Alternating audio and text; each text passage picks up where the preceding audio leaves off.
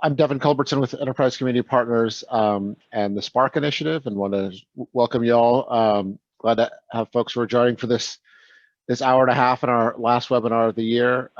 For folks who don't know SPARCC, it's the Strong, Prosperous, and Resilient Communities Challenge. So we're in year 4 of 6 of this multi-year initiative, really working to invest in communities that amplify local efforts in 6 regions with a focus on reducing racial disparities, building a culture of health, and really preparing for a changing climate and the vulnerabilities that come with that. We're working with partners in Atlanta, Denver, Chicago, Memphis, the San Francisco Bay Area, and LA. In addition to those collaborative tables there, the national partners are the National Resource Defense Council, Low Income Investment Fund, and Enterprise Community Partners. This particular portion of SPARCC is our community of practice, and we're really focused on trying to uplift local models that are seeing some success and fill in gaps and help folks answer questions that might be slowing down the progress of their work locally. This is the last of, I think, 3 or 4 of these community ownership sessions we've done this fall. Some others have been on sort of defining community ownership, thinking about incubating small neighborhood scale CLTs, and then some around commercial opportunities like the Community Investment Trust and community-owned real estate in LA. So all those webinars are available on our crew platform, as well as a lot of one-on-one materials. And right now that platform, which we'll drop a link to in the chat, is really kind of a reference library where we're kind of accumulating a lot of the stuff that we're identifying through the research that we're doing, the conversations we're having. But ultimately, we're hoping to grow that into be more of a conversation platform, so we can really connect practitioners to have conversations in a more nuanced way. So this particular session really grew out of a lot of interest in network approaches and folks sort of identifying this as a leading edge for the work in the industry, something that they knew of but didn't know much about, and really wanted to understand where it's been successful, what the different approaches might be. And some of that interest was really around being able to sort of sustain organizations and fulfilling this promise of long-term stewardship in a multi-generational way, and thinking about what resources and networks might make that more viable. And a lot of this is really focused on CLTs, but the content isn't really limited there in terms of its applicability. So I encourage folks to think broadly about the lessons that community science is going to take us through here. And lastly, I'll just say that, you know, for SPARCC, we are not experts in community ownership. We dabble in lots of things, and we're really trying to focus on this sort of collaborative nexus that helps work move forward. And so this is really intended to sort of put things in motion. And as you're listening to this, if you're identifying things that could be more clear, that you might need to be able to take a step forward and build on these lessons, please pipe up and share either here or with us in other ways. So with that, I'm going to pass over to our partners at Community Science. Amy is on. She'll be moderating a little bit later, but for now, I'll hand it to Brandon to kick us off. All right. Well, thanks so much, Devin. Hi, everyone. My name is Brandon Coffeeborden. I'm a managing associate at Community Science and part of the team that conducted this research project around hub and spoke models. And before we jump in, I do want to thank both our research team at Community Science, our partners at SPARCC, and then also all those who participated as interviewees as part of this work. So in terms of our agenda for today, we'll start with an overview of the research approach, the rationale for the research. We'll discuss the different models and provide an overview of them, as well as discuss some case examples from our panelists, which I have the opportunity to meet in a moment. And then we'll talk through some considerations for adopting hub and spoke approaches along the lines of those models, as well as overarching considerations for hub and spoke approaches. And then we'll end with a Q&A and group discussion. And as Devin mentioned, that'll be moderated by my colleague, Amy Minsner, who is a senior associate at Community Science and was the project director for this work. Before we jump in, I just want to provide an opportunity for our panelists to introduce themselves. So I will start with Christopher Norman. All right, I had to find that unmute button there. So good morning, everyone. Chris Norman here. My day job is I'm the executive director of the Metro Atlanta Land Bank Authority in Atlanta. But I'm also here in my capacity as the chairman of the board of the Atlanta Land Trust in Atlanta, and have been affiliated with since its founding. So over 10 years, 11 years, being involved with the Land Trust. So happy to be here and can provide some insight, hopefully, to you about the things we have going on in Atlanta. Next, Ion Winters. Hello, everybody. My name is Ian Winters, and I'm here sort of wearing two different hats. Primarily, my role is executive director at the Northern California Land Trust in Berkeley. And then probably also mention a lot of the work we've done helping instigate and start the California Community Land Trust Network. And yeah, delighted to spend the morning with you all. Great. And Suzanne Cabrera. Hi, I'm Suzanne Cabrera. I'm president and CEO of the Housing Leadership Council of Palm Beach County. We're a policy and advocacy group, but have also had the opportunity to be very involved in land trust, because that is a very important way to promote home ownership down here in South Florida, where land prices are very high and we're approaching build out. I was a proud member of the first board of directors of our Community Land Trust of Palm Beach County, and also very involved with the other ones throughout the state. And we have the South Florida Community Land Trust Institute, the Florida Community Land Trust Institute, which I'm going to provide links to, which has robust information about what we do with land trusts down here in South Florida and how we've been working.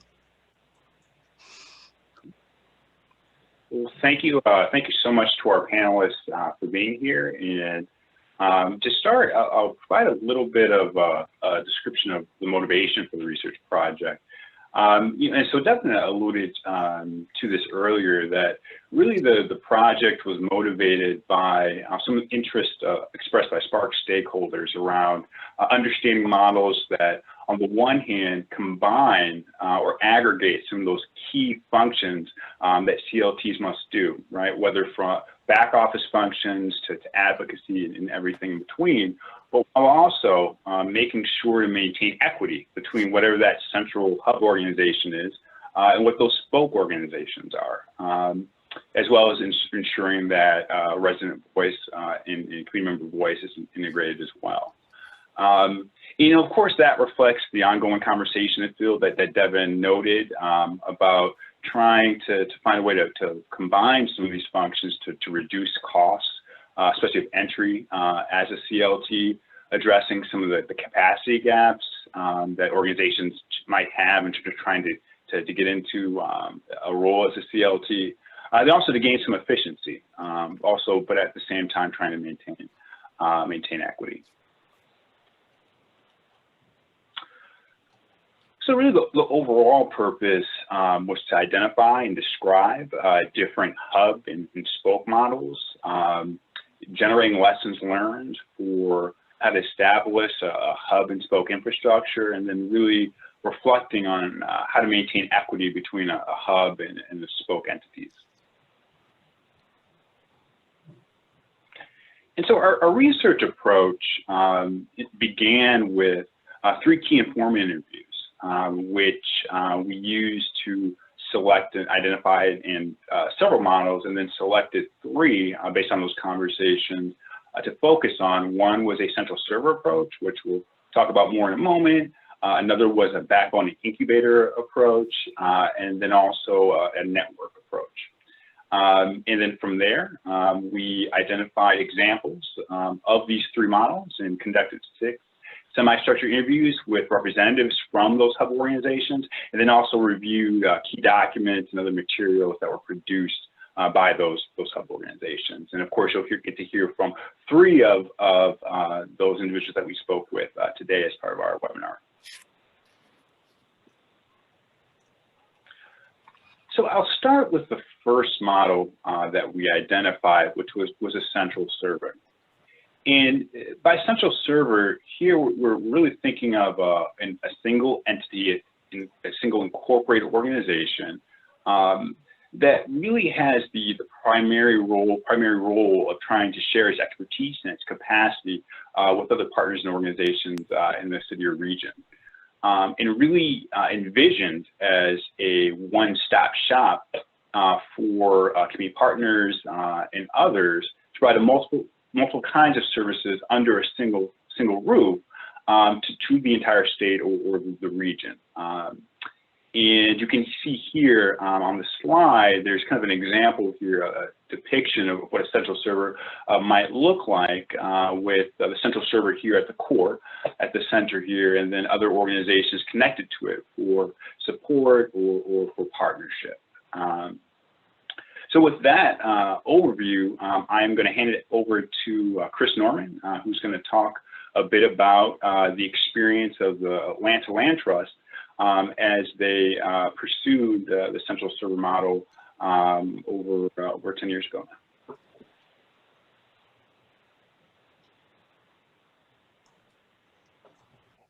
Thanks, Brandon. So that was a great kind of intro to speaking of what a central server is. And so I'm going to give you a little bit of insight into the journey in Atlanta and how we got from our beginning as a true central server model to where we are currently, which is kind of a citywide land trust. So bear with me as I give that. You know, Brandon asked us to kind of cover a few points, just to make sure you kind of have a good background and overview of the whole history in Atlanta. And so you'll see that I'm referenced to the Atlanta Land Trust Collaborative. So back in 2008, 2007, 2008, in Atlanta, we were embarking upon a very large redevelopment project in the city called the Atlanta Beltline. Some of you may have heard of it. And the Atlanta Beltline is basically 22-mile abandoned railroad that encircles the city that was envisioned to be reactivated into a nice green path, walkable path, and also have a transit component to it as well that connected to our transit system. So seeing that was going to impact about 20% of the land mass in the city of Atlanta, is a very sizable project. And so we said, well, you know, this is probably going to have some level of impact on housing and on neighborhoods and things of that nature. And bear in mind also in 2007, 2008, things were still pretty frothy. Things were still going up in the real estate market. So that was before we had the crash. So we also, our nonprofits were facing the issues with escalating property prices as people moved back into the city. And so about 40 some odd organizations got together and started thinking about the community land trust model, which was actually discovered or first implemented not too far from Atlanta in Albany. We actually had folks in Atlanta that had experienced that as in their younger years. And so we thought we were going to move forward with that. So we came up with the Atlanta CLT Collaborative was the formal name. We went by the Atlanta Land Trust Collaborative. And the whole point was to basically create this central entity, the central server, that would basically provide the technical hub, the technical knowledge of how do you actually execute and launch and operate a land trust. And then we were going to basically depend on our locally based nonprofits, our community development corps that already existed, and nonprofits in their respective neighborhoods to execute those on many CLTs basically scattered throughout the city along this Beltline corridor. So that's how we started. And so, you know, we were able to receive some foundational support to support the organization. We reached out to John Davis and his group out of Burlington. They came down and worked with us to come up with the infrastructure, our business plan, et cetera. And then our first director that we hired is actually was Tony Pickett, who is actually the current CEO of Grounded Solutions. And so there was a lot of excitement, and so we were ready to push forward. So we kind of pushed forward that 2009, 2010 timeframe. And then, of course, everybody knows what happened in the market around that same time, right? A little bit of a crash there. But what we were dependent upon was really the ability of the local community development corps to execute on their respective small footprints. And so that was the design. And as we moved along, we started discovering a few things about the model. One was that the central entity was the non-revenue generating entity, right? So that's the one where you have some overhead, you have technical expertise, but the entities that were going to be in the position to create revenue, either from development fees or the stewardship fees or any of those types of things, are actually the local nonprofits. And so we started kind of discovering that we had to have a fairly robust revenue or grant source to support this land trust hub. And then correspondingly for the small land trusts that were operating in our neighborhoods, we discovered they were dependent upon, they had been dependent upon real estate revenue, development revenue also. And so we also found they were starting to find themselves in a position where they couldn't do development. You know, you had banks that were failing, you had the real estate market that was collapsing. And so they were taking a little bit of water in regards to how they were going to execute there. So we kind of see this trajectory from moving with this broad central server hub and spoke model, and then starting to have some issues with those. And then once we realized that, we were also up against time because the Beltline was in full execution mode. So there's a lot of money being attracted to it. There's been billions of dollars that have been invested to date. And so we decided around 2015, Tony left to go to Denver. We had some things change on the board. I became the board chair in 2015. So we kind of had another look at the model and decided to go with a citywide land trust model. And so we pivoted to our current formation, which is the Atlanta Land Trust Inc. We dropped the collaborative because in the essence of time and also in the essence of fundraising and the interest of execution, we decided it was best to go to a central entity. And so now we have the Land Trust Inc. We brought on a new director. We've been fortunate to receive significant funding from the local philanthropic community. And so I'm still serving on the board. The board has expanded dramatically. We're up to 17 board members. We were at 9 at that time. And we also are now creating a community engagement group. So we're actually having residents as well as folks from the community that follow along with this. So just want to kind of get a brief picture. I know it's a compressed bit of time. We have questions later. So we went from the central server, dedicated to that. We kind of determined that in terms of execution and speed, we had need to move this citywide entity, and then we kind of pivoted to that. And so as you move down this path, you have to start thinking about how do you rationalize resources? How do you position yourselves for best impact, for success, for also you don't want to cannibalize activity in the same geographic area that's fairly close to one another. And then also, I think there's some sense if you're just launching for your particular area, so this is the first land trust in Atlanta of this scale, you also want to have a certain level of success because you're establishing the brand. You know, people don't know, what is a land trust? You mean I don't get the land? You know, what does that mean? This is different. I don't know if I want to do that. So you're overcoming some hesitation. So you also want to make sure you have a very clean launch. So with all those things in mind, that's kind of how we've made the pivot from where we were to where we are now. So we actually went from about, let's say, call it 3 properties that we were kind of tussling with at the beginning. We now have a pipeline of over 100 properties. We're actually doing a joint development for a 50-unit multifamily property. So we're actually doing quite a bit of movement now that we really are gaining steam with this central server, with this central entity that's really pushing forward. So I know I'm pretty quick, and Brandon, you can kind of let me know if I have any minutes I have left, but try to just give you kind of an oversight, an overview of how we started, some of the challenges, and just some general advice. So I might be at time. So, but I will pause for there, and I guess we're going to hold questions for later.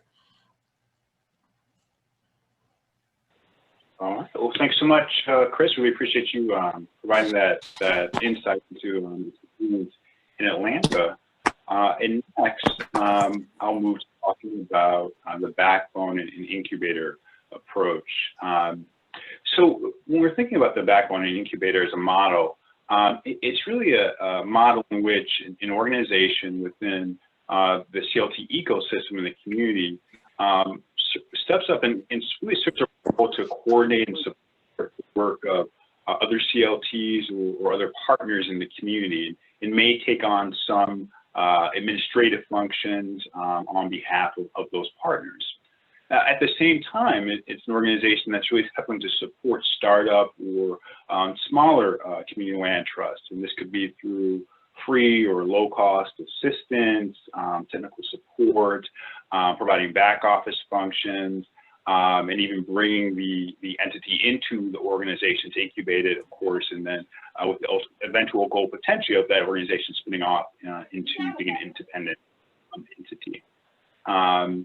And so with that, I'm going to go ahead and turn it over to Ian Winters to talk a bit about this work in the Northern California Land Trust. Well, thank you, Brandon.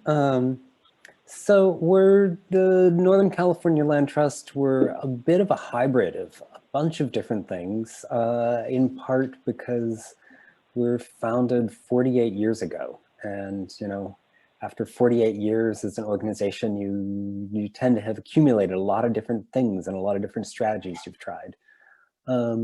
But there's a sort of interesting, a couple strands that really bear on how, you know, sort of this work around incubation. And we tend to maybe not draw super clear lines between what's an incubation. You know, there's a sort of continuum between helping incubate land trusts or helping create new projects, and then helping sort of nurture and be part of regional and statewide networks. So all of these things for us, you know, kind of blend a bit into each other, even though they're sort of poles of a continuum, I would say.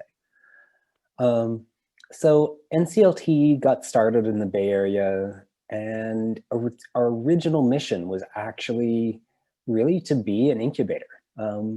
Even though for many years it's not something that we were doing. Our original 1023 application talks about facilitating the creation of land trusts and cooperative ownership and community ownership across the northern half of California, from San Luis Obispo to the Oregon coast. And, you know, given that that's an area about half the size of the United Kingdom, I think people were pretty ambitious in 1973. What then happened for around 15 to 20 years is had a long focus on working with other groups, and specifically kind of groups of residents and very small community organizations to help create projects. So not all of our projects are resident initiated, but probably a majority of them are. And those tend to be things where a small community group or a garden association or a neighborhood association or a group of, in more recent years, we've done a lot of work, as have many other CLTs in the Bay Area. There's been a focus on working with tenant action and organizing groups where we can come in, help purchase a property, convert it to a cooperative or a condo project, and eventually, you know, create the sort of classic CLT model. So those are a lot of the direct projects that we do. And then we've also had, over the last 15 years, done a fair bit of helping other organizations that are starting up, either incubate a project, which for us, what that often looks like is we'll create a partnership, usually not an incorporated one, something, you know, sort of set out in a relatively straightforward MOU with another organization that will, you know, often this will be their very first project. And we spend 6 months to a year getting to know each other and going, okay, yeah, this is something everyone wants to do, and getting clear on kind of what the governance aspects of the decision-making during that project structure will be. And then we'll do a project where usually the group we're incubating kind of helps and has a role of being the immediate neighborhood, or the Bay Area has a lot of very small municipalities in addition to the big couple of municipalities, where we'll, while we'll be the legal owner of the project and be the developer, the partner organization that we're incubating will do a lot of the community and grassroots work.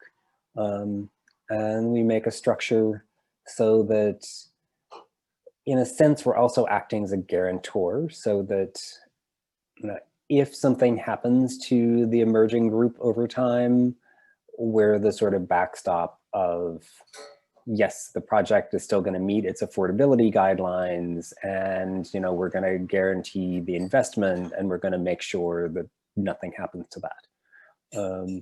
And if it is successful, then over time, that may spin off to be its own independent organization.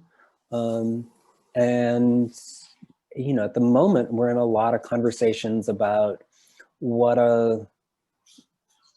how this starts to grow and develop, where in some cases, not every organization wants to have all of its own back office functions or needs to have all of those. Not everybody wants or needs a whole full-time staff. And, we're looking at how do we develop the governance solutions and kind of manage long-term if some of the groups we're incubating say, actually, we want to continue in an ongoing, permanent relationship where there is this local control and local decision-making over a group of projects or a kind of neighborhood land trust. And we're also providing the support and kind of technical services. So it starts to look a bit like a central server, but it's a central server built from the neighborhood up, as opposed to from a sort of citywide down to the neighborhoods. So it's sort of an inverse, almost an inverse of that model, yet in certain ways very similar function. But let's see, Brendan, other things I should mention? I think that's, I'm just looking at the clock. That looks like that's about the 8-minute mark. Yeah, no, I appreciate that, Ion, and then we'll definitely have the opportunity to add anything during the question and answer time. So yeah. We appreciate that overview. Good. And I would just say one last plug is our other big task over the last several years has been helping create more formal regional and statewide efforts, which sort of support all of this work in a huge way. So along with all of our other colleagues in the greater Bay Area, we helped create a Bay Area CLT consortium, which is an informal consortium and ability for all of us to, kind of a structure for all of us to talk to each other. And a lot of that work has carried on into creating the California Community Land Trust Network, which is a more the formal membership organization. And that's where a lot of our shared organizing efforts, policy efforts, and educational efforts are starting to live, both from NCLT and many of the organizations in LA and other CLTs across the state where we're going. Things like the ground lease, and NCLT has a program, the Community Co-Ownership Initiative, that helps us kind of get people ready to be part of an incubator. And a lot of that work is starting to move into things administered by the CLT network. And we're launching a California CLT Academy early next year. So stay tuned for that. And with that, I'll pass it back to you, Brandon. All right, great. And I wanted to touch on one thing in looking at the diagram here, and I think it really kind of speaks to the framework that Ion just mentioned. Having the backbone incubator kind of at the center here, and then the black circles here representing organizations that are being incubated within the backbone incubator, or that have been and have spun off to be an independent organization outside of it. The white circles here representing other kinds of community ownership projects that the backbone incubator is pursuing. And then the circles on the outside being different CLTs and other community partners that are in a network of relationships connected to that backbone incubator, as well as each other in various ways. So thank you, Ion, for sharing that. So that's a great link to our next model, which is a network approach. And so oftentimes what we've seen occur is that as a number of neighborhood CLTs has grown in different communities or different regions, in many cases, those CLTs, along with other partners involved in affordable housing or related issues, develop kind of a self-organized system that grows into a network.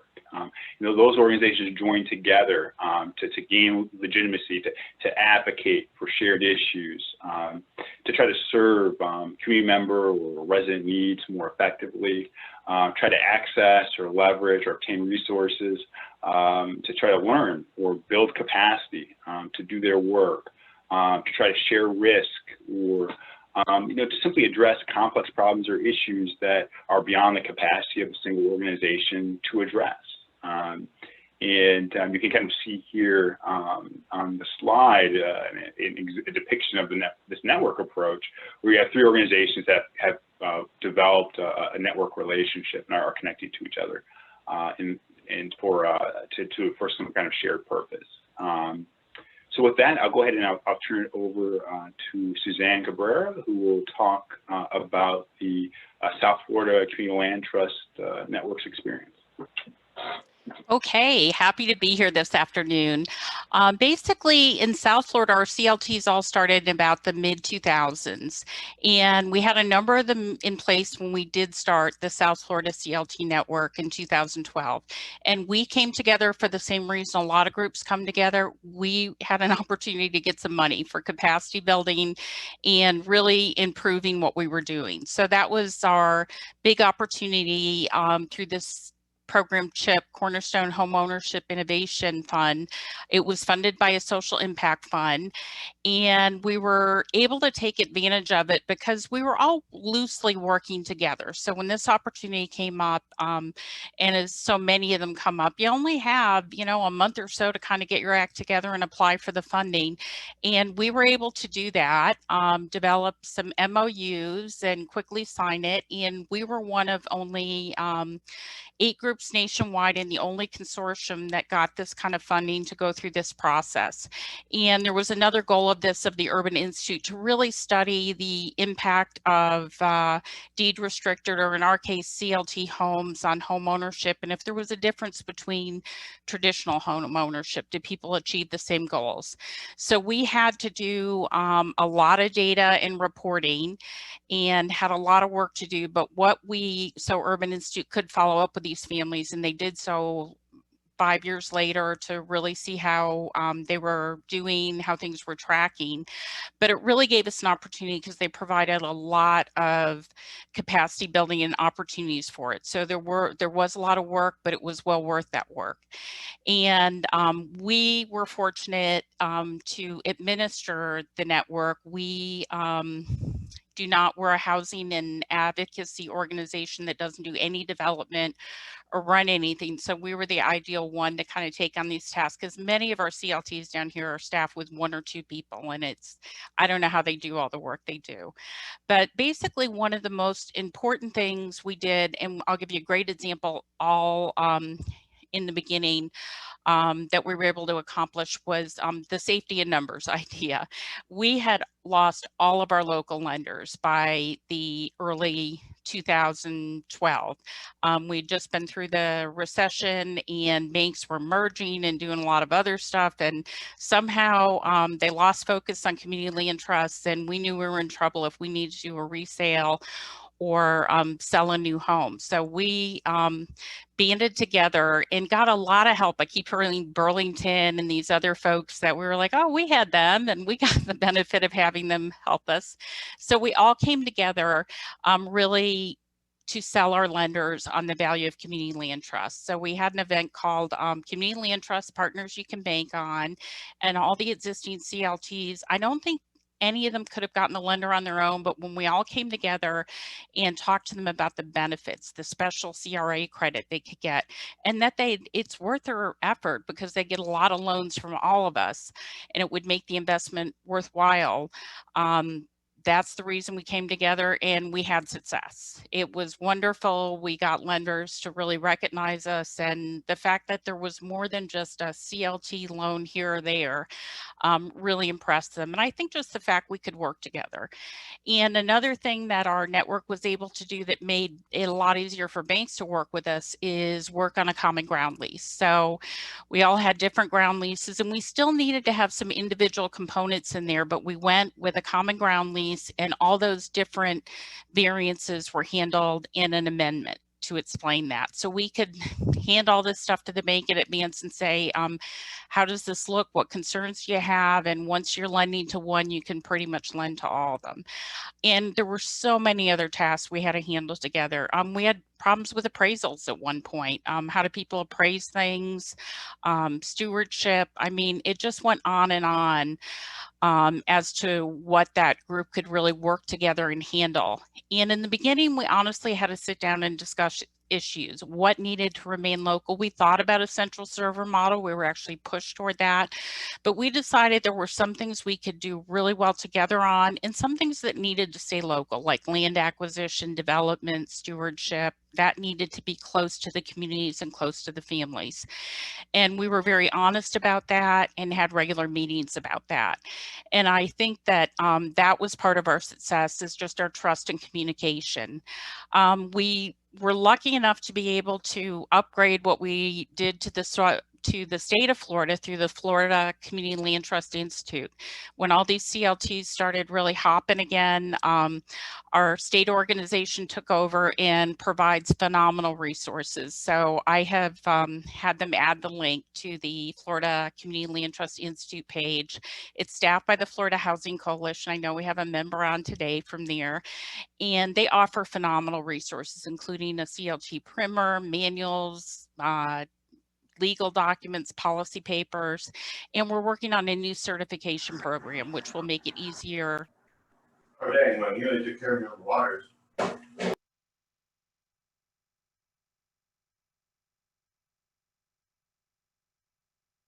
Hey, Suzanne, I think you muted for a moment there. Okay. I don't know where I got cut off on, but the land trust, the statewide Florida Land Trust Institute really can offer a lot of those documents. The link I have on there will really be helpful, and we're working on a new program for certification to make it easier to sell these loans in the secondary market. We are really committed to this in Florida. We have high prices. We're approaching build out. This is a great model, and I think it's an excellent example of how a network can come together. We have meetings every single month, talk about our strategic plan. We come together at our statewide conference and really talk about how we can enhance the CLT model in Florida. No formal agreements really with that statewide organization, just all of us working together for a common cause. And I'd be happy to answer any other questions about kind of how we got together, how we worked together. But the benefits were tremendous, and it really worked for, I think if you have a number of CLTs, actually within a state, within a region that shares some common things, like in Florida, we share the same statutes, laws, things like that, it can be really effective. And we're happy to share everything we have with you. All right, well, thanks so much, Suzanne.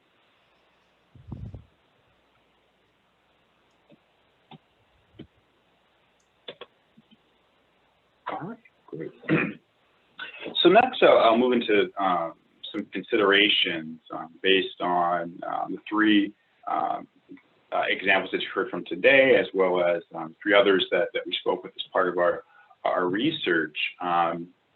So thinking about the central server approach, you know, I think one thing that definitely came through in Chris's comments about the experience in Atlanta, and also that came through in our conversation with New Orleans, learning more about their experience.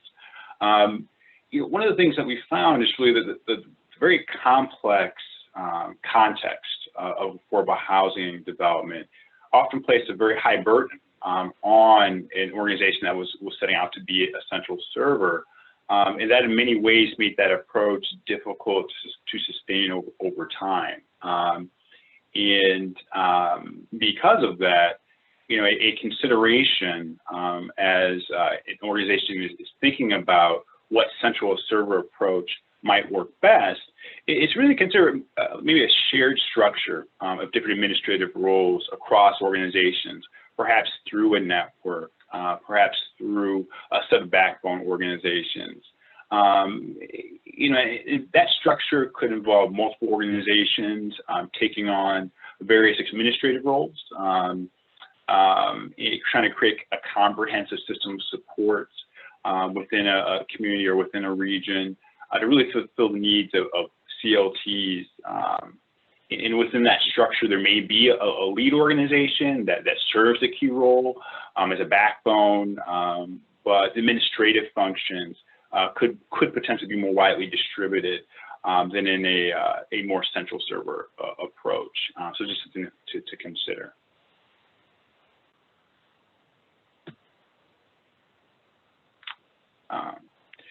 So some considerations for the backbone and incubator model.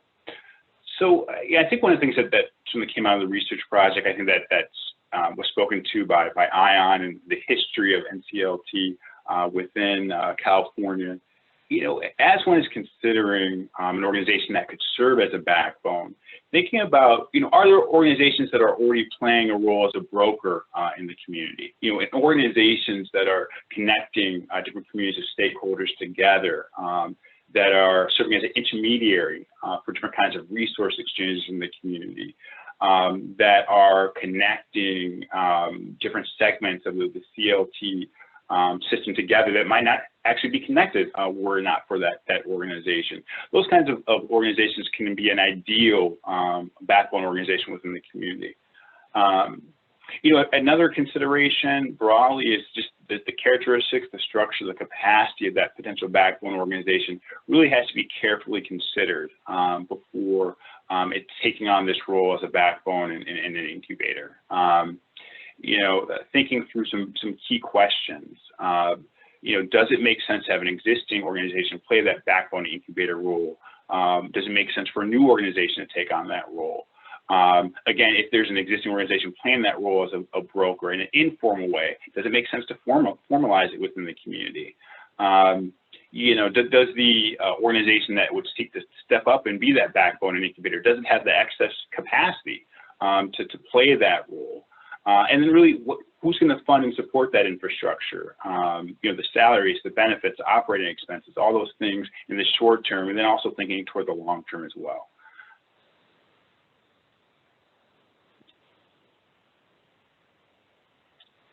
And then find some considerations for networks. And I think the experience that Suzanne spoke to, notes that it's very important to be thoughtful about the network type and the function to make sure there's mutual benefit of the organizations that are at the table. You know, it's a balancing act. You want organizations to have enough shared goals and enough shared vision and purpose to be able to align and work together, but also to be diverse enough so that they're bringing unique perspectives and resources to the table as well. But really making sure that there's that mutual benefit through a clear shared purpose and goals, whether that's the networks coming together for advocacy, to provide space for innovation, to provide space for capacity building and learning, or a mix of other purposes. You know, I think it's also important to adapt the network governance and leadership and management structure to the context, making sure that it aligns with the structure of the organization, so the different organizations that are a part of that network. You know, thinking about you know, a smaller group of organizations coming together, they may be able to be a bit more decentralized, right? To be more independent, but still come to the same table as needed to work on shared issues. For a larger group of organizations, you might need a backbone organization, right, to help serve an administrative role within that network. But really adapting it to the context, thinking that through is very important.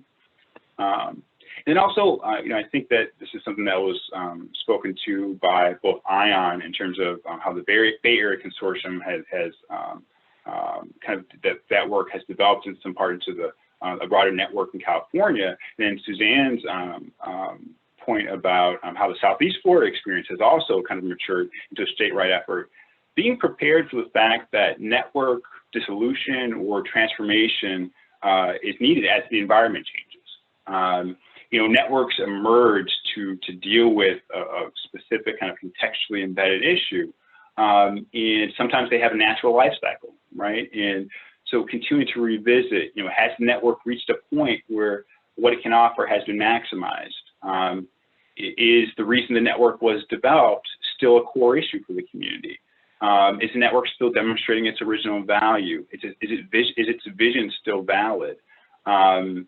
You know, do network members still need the network to advance their vision for community ownership, or something different needed? Just thinking through those questions for the network. And just some overarching considerations for implementing different kinds of hub and spoke models.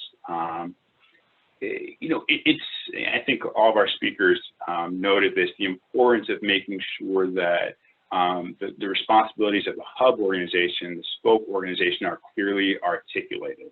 Having a clear understanding of the things that a hub organization will primarily be responsible for, the things that you know, neighborhood-based organizations will primarily be responsible for, and the things that might be shared across the two. Ensure there's clarity and a shared understanding. You know, also focusing on the implications of land ownership and stewardship over the long term. Considering that, for example, if a spoke organization is no longer able to kind of fulfill some of its responsibilities, does the ownership fall back to the hub organization? What does that relationship look like? Being very clear upfront about the structure, the dynamics around that. And also the importance of building capacity for sustained and scaled community ownership. You know, sustainability really hinges on the ability of community members to own the work, and really requires community members being deeply involved in the organizing and visioning and meetings and implementation and reflection. So really thinking through what capacity gaps exist in the community. And then being willing to adapt or change the hub and spoke structure accordingly to promote sustainability. More broadly, going through a process of assessing and adapting the hub functions over time. As the community context changes, the role of the hub organization might play within the community may need to change as well. And so having a continuous process to revisit that. And then finally, just the need to develop clear structures and processes to integrate community voice and community power to support equity. that's both in terms of the hub organization going through a process of self-reflection to consider its capacity in examining its own internal operations, as well as the ways in which it approaches the work. The commitment to equity demands that the hub processes have to be equitable. Community voice and agency isn't just a box to check, but it's really a core element of the CLT model.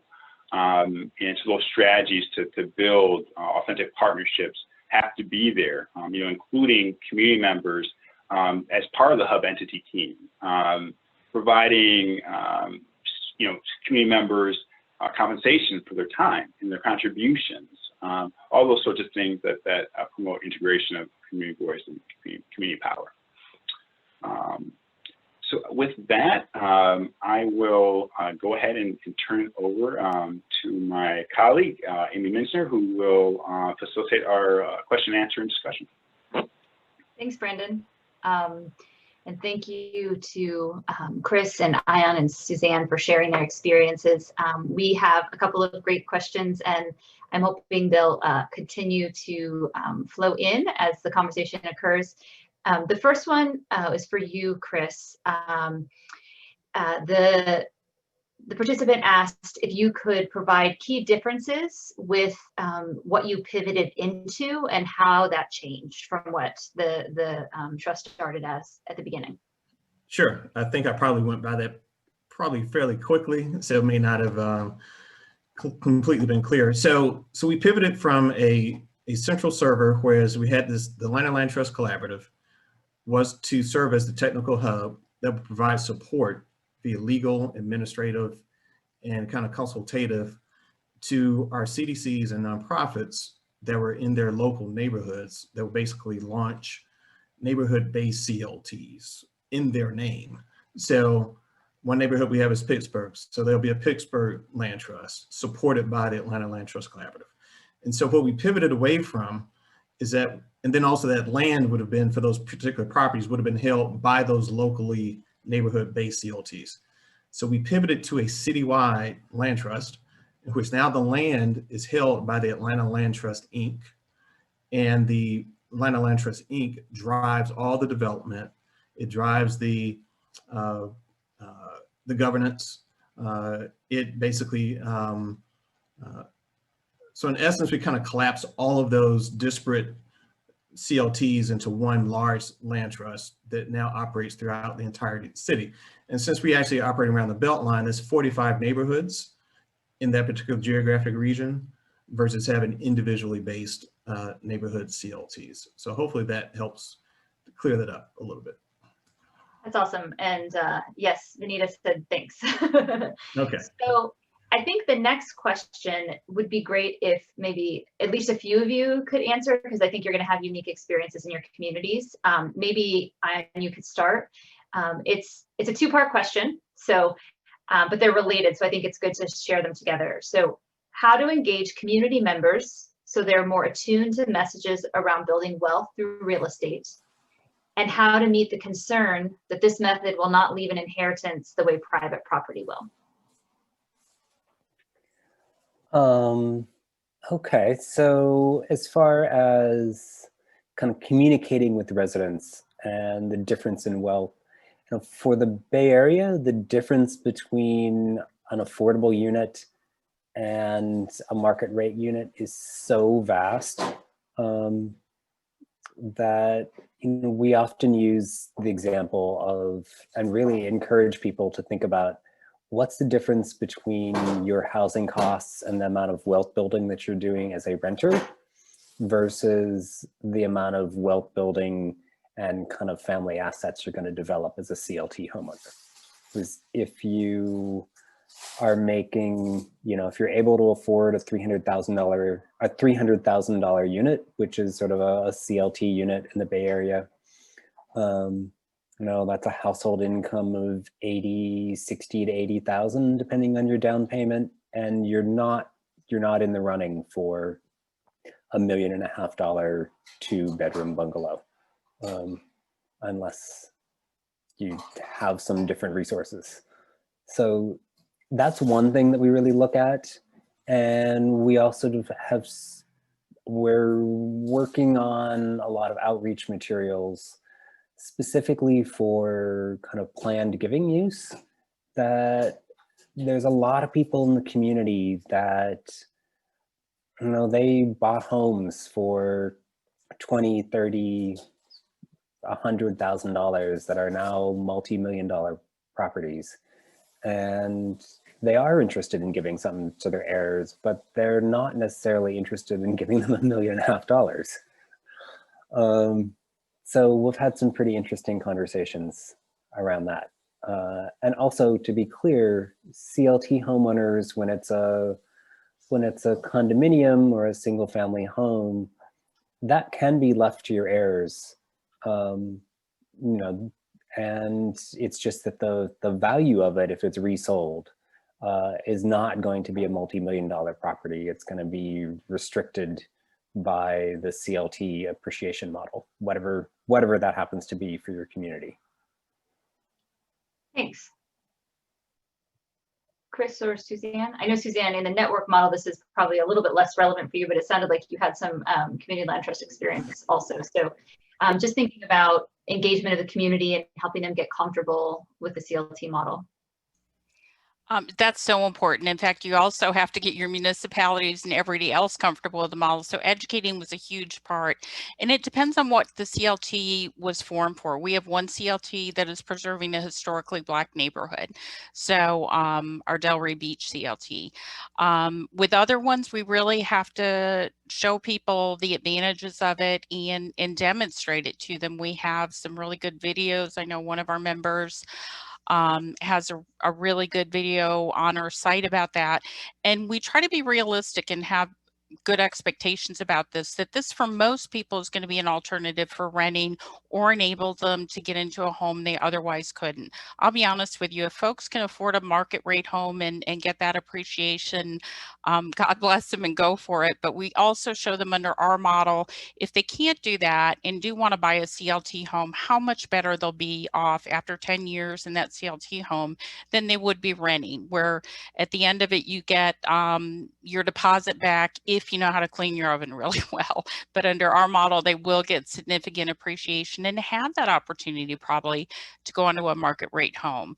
But in the same thing that I think the CLT model actually protects homeownership and protects those properties. So I'm really glad that those restrictions do survive and the 99-year lease can start over again if it needs to upon resale. So we do protect those properties, keep them affordable, and not keep dumping the same subsidy over and over into the same property. Thank you. Chris, do you have anything unique you want to add, or did Ian and Suzanne cover? I think they covered it. You know, I do just want to point out that you know, I serve as a chair, but Amanda Ryan's our executive director. They've done a great job with really getting to the neighborhood level interaction. We have, actually, I think one of our board members is on this call. We have to have a community engagement committee in which we basically have gone beyond just board members. And so we actually, it's kind of like advisory folks actually in the local neighborhoods we're serving that can actually speak to and help educate, you know, their fellow residents about the benefit of the land trust. And so we've got a lot of municipal support. You know, the city of Atlanta has an affordable housing plan that they put out to produce 20,000 units of housing. And the land trust is actually cited as one of the models for creating housing in the delivery of those 20,000 units. So if you can get to a point where you have a lot of buy-in and support from multiple levels of communication, you know, street level, community, neighborhood associations, we have, you know, things coming out of the mayor's office. These are powerful voices to kind of help to get that message out there. And I think, you know, what Suzanne and Ian have said about where this fits on the spectrum, the continuum, I think that education is very important, that this is not the substitute for a market rates house if that is what you are in the best position to do. This is in that continuum from going from either that rental situation or also being able to locate in a neighborhood which you probably could not be able to afford under either other circumstances and take advantage of the amenities. So So I would just add that kind of from our local experience, but I think what they both said is kind of spot on. So Great. So I have a question for Ian. Will you explain what you mean by incubate, and have organizations spun off, or is that the intent? So by incubate, I sort of meant a couple different processes, but in general, a structure where there's a separate organization or a group that is intending on becoming a formal organization. So, you know, sort of organization in quotes rather than necessarily already fully formed. And we work together with them to identify a project, and we act as effectively as the developer of record. So we're buying the property, we might be fundraising, we're typically fundraising together, doing some type of sort of shared branding. Like for example, we helped incubate the first project for the East Bay Permanent Real Estate Cooperative, which is kind of a new model of like bringing community investment into housing. And they identified a project, and we were the purchaser. We brought in the subsidy. We've helped manage the initial rehab and property management, and it's in the process of turning over to them. And as another example, there's a group, Pahali, in East Palo Alto, where again, we acquired the first two projects, and they are now fully incorporated, have their own tax exemption, have their own staffing structure, and are diving into projects on their own. So. Thank you. Okay, so this is a broad question, but I think that's good. You guys can take it where you want to take it. It is, can you build a CLT around an existing hub of service providers? And if so, what advice do you have?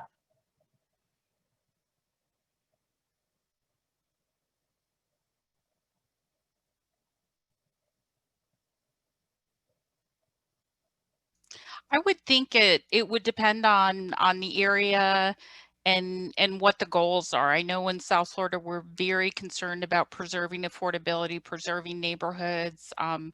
Gentrification can really, it's good, but not with displacement. So I would say that you want to see how it fits in with your strategy for affordable and workforce housing within your community. And as I said, for our area, with land appreciating so quickly right now, it's just skyrocketing, which is leaving a lot more people out of the market. It's a really important strategy for us locally, and I think it would be important to implement to try to, as I said, we get so frustrated. We put all this subsidy into a property, the value skyrockets up, and then we need twice or three times as much subsidy to get the next buyer in. So for us, it's not the only solution, but it's a really important solution for an area like ours that has just such, you know, land is appreciating so quickly, and more buyers are being locked out of the market because of the prices in our area. I'd just say, yeah, I think you could. I mean, there's a great example here in the Bay Area, a group called Richmond Land that's got started by a group of 8 other community organizations banding together to sort of provide board and kind of technical assistance to starting a sort of a shared CLT project. I mean, the hardest part to me is really getting a group of other organizations that are not necessarily in the housing space and not necessarily in a kind of community organizing or community development lens to, you know, do they have the right skills to tackle everything that's involved in community development, and to make the shift to thinking on a 99-year time horizon. Yeah, I would also share, Amy, that this is kind of like the story of the Atlanta Land Trust. You know, there were 40 plus organizations that came together to basically birth the Atlanta CLT Collaborative. And they all had different, you know, areas of focus, but none of them were CLTs at the time. So it definitely is. I think it's also important, as both the my panelists have also said, you know, who's going to be the quarterback, who is going to actually formally drive the land trust itself. And so that's just an important element of that. In our case, we decided to create this entity called Atlanta Clt Collaborative. You know, there was consideration given to, do we use an existing nonprofit? Do we use a land bank? Do we use other organizations? And we ended up, you know, settling in on what we have currently. And that has evolved from that original thought from the central server to one large citywide land trust. Thanks, Chris. I was going to see if Brandon wanted to add anything from the cross-site research that we've done about this. Yeah, I think I would just actually add on to something that Chris just mentioned about that, you know, within the hub and spoke model. I think that we could form this around, form the CLT around those service providers, but also what comes to mind for me is just the importance that we've heard as part of this research project about making sure that the community is brought along at each step of the way, and that it doesn't, it doesn't become a situation in which it is the community-based organizations, however well-intentioned in their work, just driving the process, but that resident voice is there as well. Great. So we have a couple more questions. Most of them are about CLTs in general versus hub and spoke models, which is fine. You guys are experts on those also. But I wanted to just speak to the group. We're so excited you're sticking with us for the question and answer. If there's anyone that has specific hub and spoke focused questions, either about the central servers, the backbone, incubator, the networks, please feel confident to put them in the chat, either to everyone or to Ella or me, Amy Minsner. And we'll get those out. So, so a broad question that came in was, can you highlight a reproducible financing strategy and or share the pro formas on kind of successful projects? And I know, Suzanne, you mentioned that you have some templates out there. I know as a group, we've talked about kind of the complexity of this, but I just wanted to share it with you all as panelists and see if there's anything you wanted to add or any resources that you point people to, maybe they're just getting started on where they could go to find some of this information.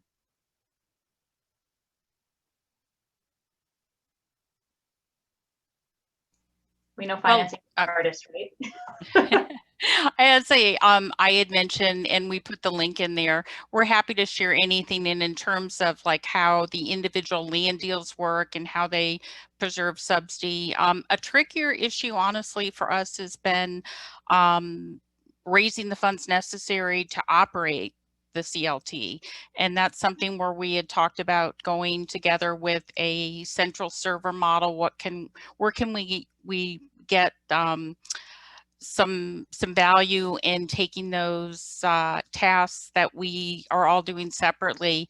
And it was really through those discussions where we decided what needed to stay local and what we could help each other with. And the help has been tremendous. I mean, that combines all of our legal advisors together. We have a legal advisor at the Land Trust Network. When we run into problems with lending, appraisals, you name it, we have that kind of power of all of us together to solve problems. So I would say if communities even want to think about this, just coming together as a network is a great place to start, and it may evolve into something else. We found kind of a happy-go-lucky medium with the Florida Housing Coalition be able to fund the Florida Community Land Trust Institute, but you know, it really, you know, it is a good thing to consider. And I think we're the easiest, a network is the easiest place to start with things, but the other is really needed, I think.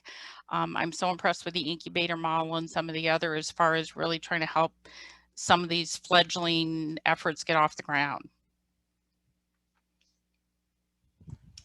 I would say also go to Grounded Solutions, not a advertisement for them, but they do have a lot of resources on their website that provides a lot of this background information. I would also stipulate that a lot of the deals are, everyone's different. I think this is kind of stacking capital from all sorts of places. and they've been at it for 40 some odd years. I'm sure they've probably done everything under the sun. We've done everything from where the subsidy comes in from the property being donated, or we have CDBG funds that have found their way in via neighborhood stabilization. We have down payment assistance coming in on the back end to help the new owners get into the properties. We have foundation support coming into projects. So it's really been a broad array of sources. We just finished a project with a historic preservation group here in Atlanta. And so they actually brought capital we brought the property, they brought the capital for the renovation. And then some of that was grant oriented. So they helped to provide subsidy into those. So, so we have I know Amanda and her team has just been as creative as they can as we do all these projects, but I do know that each one has needed some level of subsidy in order to make the numbers work. And so I think that is just something else because, the leaky bucket that Suzanne described, which is, you put money in, if you don't basically put a mechanism like the land trust in to keep that property affordable under the next owner, all that subsidy spills right out if you think about the bucket, and then you have to refill it, but now you have to put 2, 3, 4, 5 times as much into that same bucket. We had a property that we bought, the land bank bought it for, I don't know, $150,000. We moved that into production. This was before the land trust model was implemented, which is why we need the land trust here. That property subsequently sold within 5 years for about $400,000. And so of course that owner was able to pay off all the down payment assistance, paid off the affordable requirements. Of course, now that property was gone. But the land trust now will basically help to capture those types of properties and keep them in the system. So those are just my comments. Devin, would you like to join in? Yeah, I just wanted to chime in here that for folks who are maybe new to some of these transactions and looking for pro forma examples and thinking about sort of the numbers puzzle, to not overlook the relationship puzzle, particularly when you're looking at where other folks that are more mature, qualified for lending and have lender relationships, to have that loan confidence and the role of debt in that takes some support to build up as well, and to make sure that you're bringing folks along with you. Certainly in SPARCC, one of the things that we found is that that relationship and that trust building has been as critical to getting things done as solving the math problem. Thanks. We have a specific question around if any of you know, I'd add, Devin and Brandon to this also. Do you know if there are examples, and maybe Sandra, I see Sandra, one of our good allies and sort of contributors on this project is on also. Are there some examples of community land trusts, central servers, backbone incubators, or networks that relate to community food gardens that anyone knows of? I know a lot of CLTs that have done community garden projects, but I can't think of anyone that's specifically focused on, doesn't do housing and only does community gardens.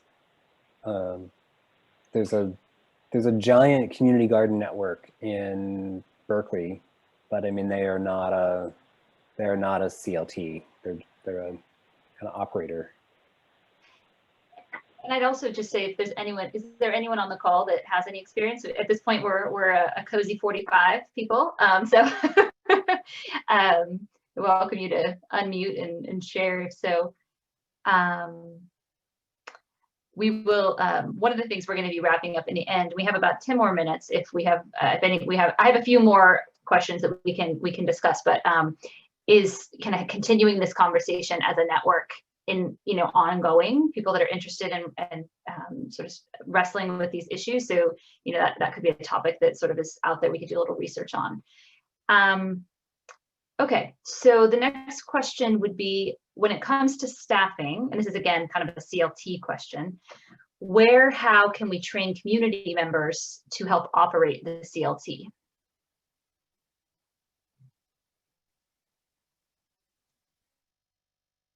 I think between Grounded Solutions and like the Florida Community Land Trust Institute, there are so many training modules out there. And as I said, we're to the point of doing a certification. So I think you'll be able to find a wealth of information. And I think a lot of us looked to Burlington in the beginning, like, how do we get started? How do we do this? There's so much out there. And I know most people are fairly willing to share on that. And if it's a serious dive into it, probably a consultant to help you get through that part is a good idea. We utilized a lot of consultants in helping us work through our problems that had already been through those issues, and it was so valuable. Thank you. In Atlanta and in the Bay Area, are there certain roles that you find that community members can play most effectively, or kind of, I guess it depends on whether it's a sort of community driven up from the ground community land trust or kind of a broader citywide where you're trying to engage the residents in? Yeah, I mean, we do a lot of work with sort of resident and community people. And that was kind of what instigated starting this community co-ownership initiative, was trying to give people, not make them affordable housing experts in 5 afternoon workshops, but to give people the basic understanding of how municipal finance works, how affordable housing finance works, how you can create a cooperative or a condo subdivision, kind of how a CLT works. So I feel like, yeah, and then everything Suzanne said, there's a lot of great resources out there in the larger affordable housing world, for some of the more technical things. And, I will also say that's one of the huge things we hear in the CLT network, the California CLT network, is, people really needing staff training expertise and help. So that's one of the things, the California network's working on for next year are workshops focused at staff. And I know that most CLTs have community members that are part of the CLT on their board of directors. So that's just straight kind of board training. Those people can get a really good insight to what's going on. But that's probably a point that you want some specific training for board members of a CLT, because they can be your best advocates for it and really add that level of trust from the community members into the operation when they're part of the board. Having stakeholders and people benefiting from the CLT, it's really, really important. That's a great point. I kind of misread the question at first, but it's how to have community members operate in the CLT. So I'm going to just open it up to the group. Just kind of wait 1 minute to see if there's anyone that maybe I've missed your question or there's something specific you want to ask the panelists. And then after that, Devin, I'll hand it to you to close up. Is there anyone that would like to ask a question?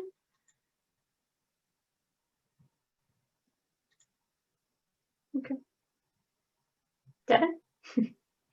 Sure. So I just want to thank everybody for joining us. Thank the panelists in particular for giving your time and helping folks learn some of this stuff. And thanks to Community Science for being kind of our partner and our buddy on this, on a lot of this community ownership work throughout this year. This session in particular is really interesting for me to hear some of the really specific ways that folks are using these sort of network or backbone models, be it shared staff or common documents, or even things like lender recruitment and GSE policy, and like really getting out there in some different ways that I hadn't been aware of. But also some of these interesting challenges about how you have to ramp up the back of the house infrastructure commensurate with the frontline need, the way you grow and scale any business. And that you can't get kind of out of balance in some of that. And lastly, like we said at the top, we've been looking at a lot of different kinds of community ownership models, and so much of what we heard here was definitely CLT specific in terms of the examples, but the applicability, I think, is it's applicable in some of the wealth building and REIT and sort of commercial models that we've seen as anything else. So just really thinking about how to be collaborative and how to be stronger together, I think is a little more universal in community development and community ownership. So just to wrap up, I'll say that there's the written version of this is in draft form and should be out pretty quickly in terms of sort of a full paper and more of a summary version. That will be coming out on Crew. We can put some of these other resources out on Crew as well, which is a SPARCC created tool, but definitely open to anyone who's interested. And is really intended to sort of hold some of these conversations, build a little bit of a network, so it's not just pushing out information, but also facilitating requests, and something that is not time limited with the SPARCC initiative, but really kind of try to be a resource to this network. So with that, I'll thank everybody one last time and say happy holidays and stay safe and everybody be well.